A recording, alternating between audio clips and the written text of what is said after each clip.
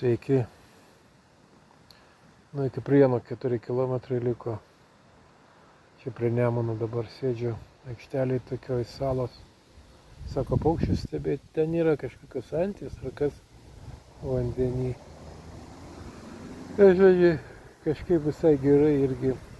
Gerai, nuovargio yra dabar. Va, tokia iš Daugšiagirės kaip išėjau.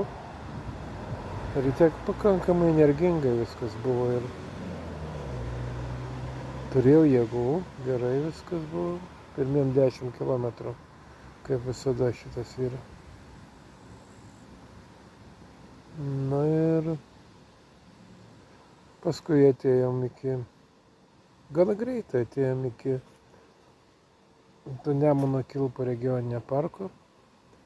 Ir pamačiau Nemuną pro medžius ir jisai toksai blizgantis, sidabru tokiu nuo saulės. Saulėta diena šiandien. Tai pakerėjo gražiai, tas viskas atrodė, žinai.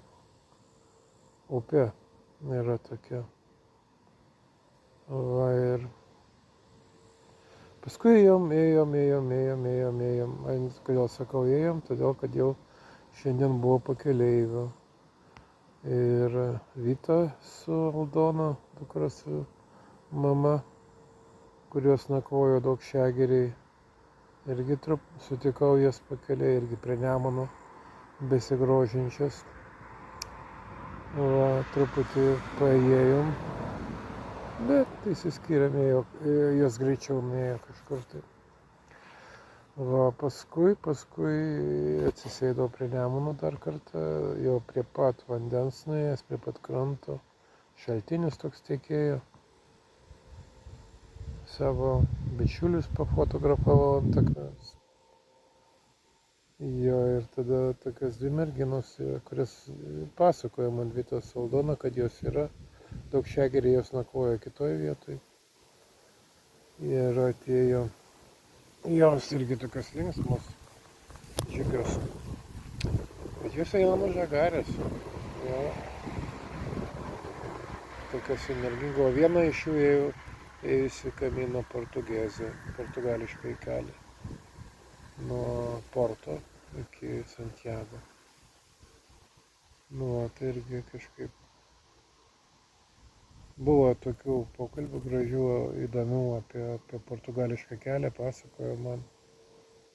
Domėjausi, labai jos klausinėjo apie Camino Frances. Va, Sandra ir Monika. Nu, va, tai jo, paskui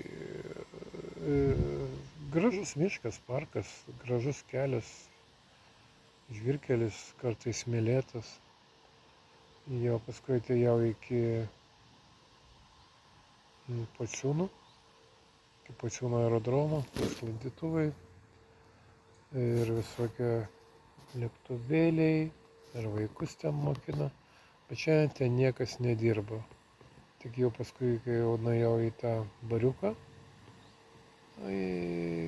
valgyti nenorėjau, tai pasiėmiau alaus bakaliuką, sėdėdamas prie stalo. Nu, mačiau, kaip du sklandytuvus išvilko į dangų. Nu, tai va. Ir paskui taip jau lėtai, jau nuovargį jaučiant, jau dabar vaikai čia tiesus kelias iki Prienų. Nakvynę susisakęs. Ir žinot, vat ką pagalvoju, nu kaip toksai, žinai, kaip paskambini. Gerai. Skambina.